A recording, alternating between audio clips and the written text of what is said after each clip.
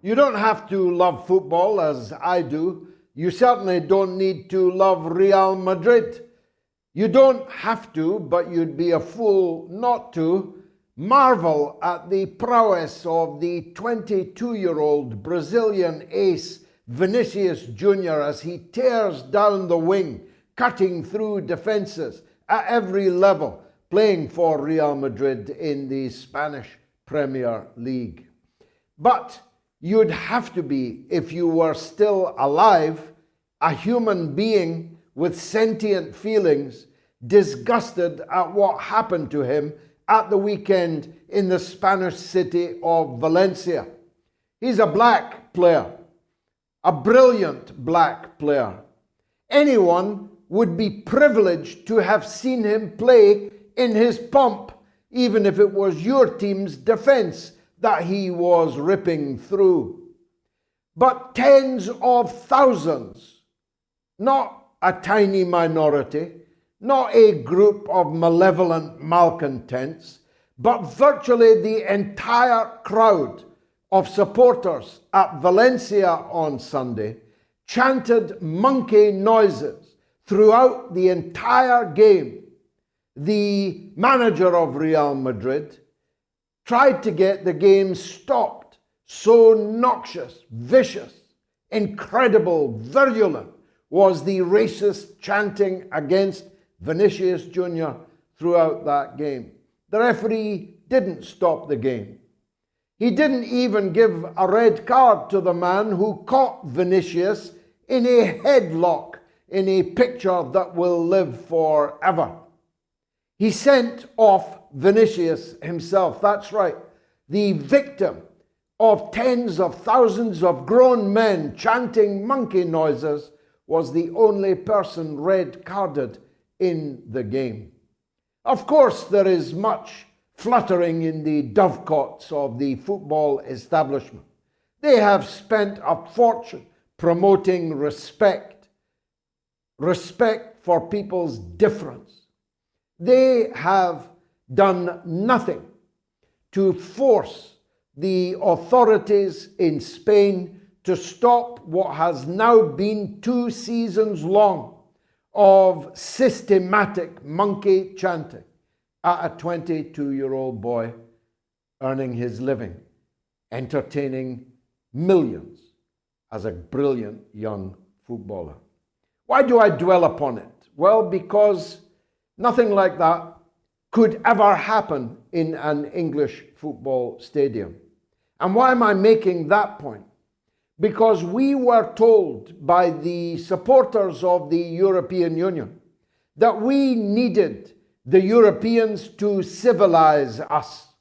That if we in Britain did not have these chains which bound us to the European Union, we would sink beneath a wave of racism. We would trash every civilized value. We were like Norsemen in the woods, painting our faces blue, and only the civilized Europeans could save us from that fate. But the truth is rather different. When Joseph Borrell, the Spanish politician who doubles as the European Union's foreign minister, told us that Europe was a garden and outside of it was a jungle, and that jungle might invade the garden, I myself was profoundly affected, though I am, of course, a European and glad to be so. I marvel at European culture. I marvel at European achievement. I marvel at some of European history. I love that continent. But it ain't no garden, bruv. As a matter of fact, the political class in country after country across the European Union has reduced their own cities to jungles. Take a look around if you don't believe me. I have been in 7 European capitals in the last 7 months, and every single one of them has fallen or is in the process of falling. Mass poverty, stalks these lands. Racism stalks these lands as a result of the displacement of masses of people from the jungle countries, as Borrell would have it, by our wars, our bombardments, our regime change operations, our destabilization and impoverishment, deliberate impoverishment of countries in the developing world. We have unleashed a tidal wave of mass movements of people who are now settling or trying to in European countries, in European capital cities, in big conurbations right across the continent. And the result is the kind of poisonous, noxious racism that we saw in Spain last Sunday. I have heard nothing from Borrell after the events in his home country. I don't expect to, because the truth is we have a political class in Europe that is committing national suicide, is committing European suicide. We blew the doors off Libya, through which many of these people, desperate people, are having to take to the waves of the Mediterranean. We continue to fuel wars everywhere. We continue to pick sides in civil conflicts and arm them and build the conflagrations. We continue to destabilize the rest of the world for our own selfish purposes. And then we wonder at the consequences when they arrive on our shores. It is a remarkable thing.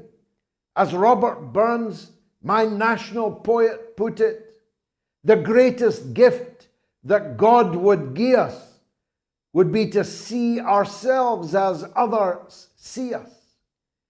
I watched again, mouth open, at the interview of the BBC's Stephen Sacker with the Secretary General of the ruling African National Congress of South Africa on BBC World Television just the other day. I just watched the highlights, the clips of that interview. In it, you could see in microcosm our problem, our British problem, our European problem. Sacker, a supercilious, sneering, arrogant, overpaid oaf, puts to the Secretary General as an accusation that South Africa is not joining the Garden in shunning, sanctioning, and otherwise ostracizing the Russian Federation, a Russian Federation which gave the ANC everything that they needed to overthrow apartheid, free Mandela, and become a dignified country for the first time. Why, asked Sacker, are you supporting Russia when it is committing these war crimes in Ukraine?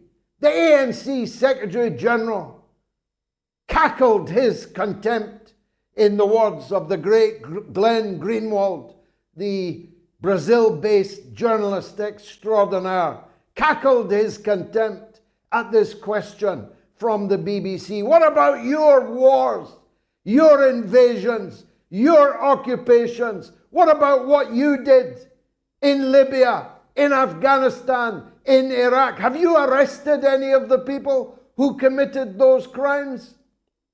The BBC man was visibly shocked, and that is the nub of my point. They simply cannot see themselves as others see them. Borrell cannot see how calling the rest of the world a jungle and his own country a garden is so profoundly, deeply offensive, as well as being comprehensively wrong. Amy Klobuchar, a U.S. senator for Minnesota, today tweeted a picture of ruined buildings in Bakhmut and described it in 2 words: pure evil. The senator for Minnesota, I used to know. I never thought they could get a worse senator, but Amy Klobuchar is clearly one of them. If she thinks ruined buildings in Bakhmut are pure evil, then she doesn't know many things.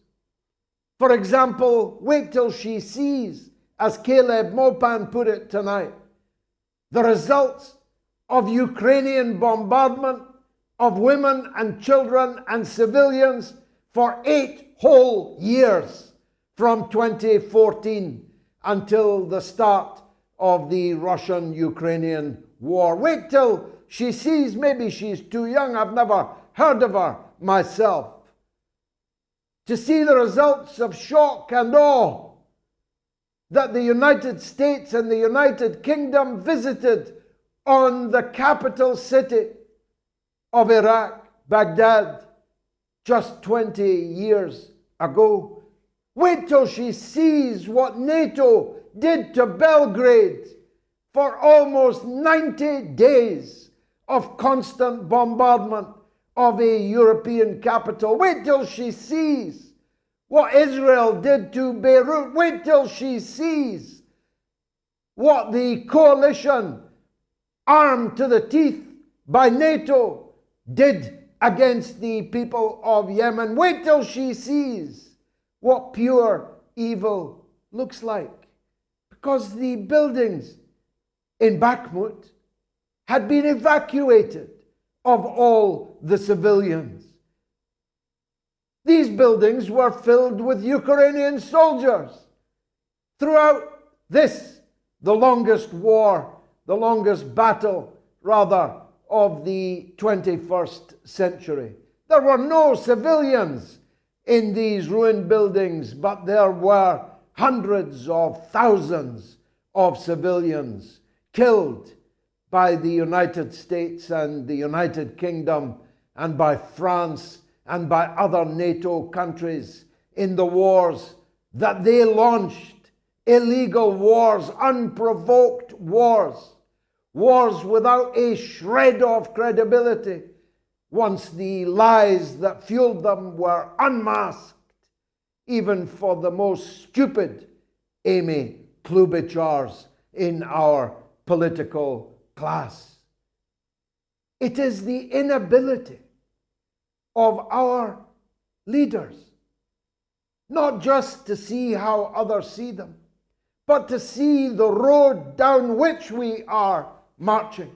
And here I turn to the putative next General Secretary of NATO, the North Atlantic Treaty Organization, seeking to open an office in Japan, that well-known North Atlantic outpost.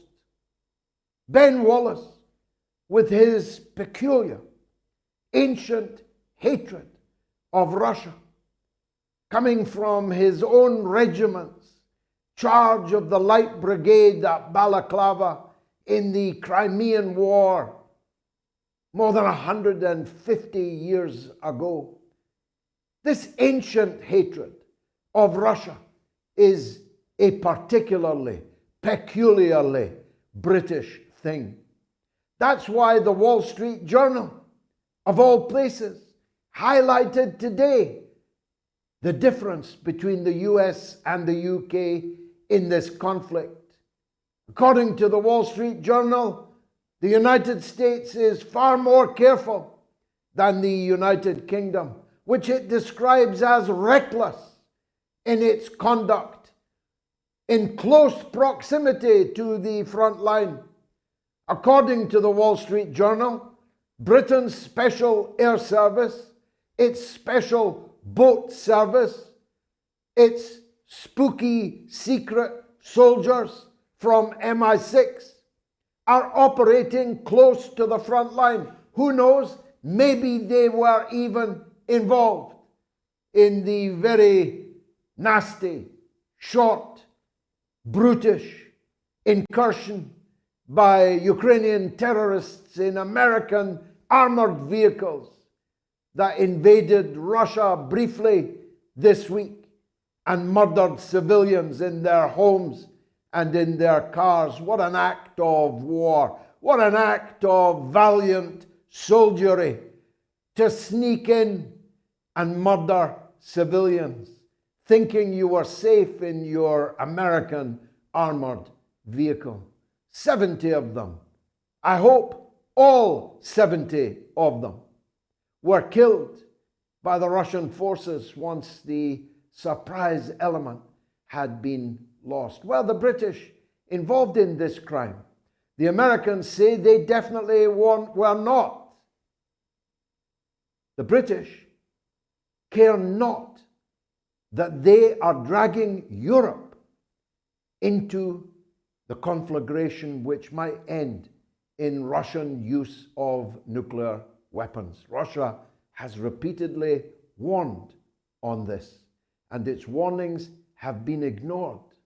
Perhaps the British think the Russians are bluffing.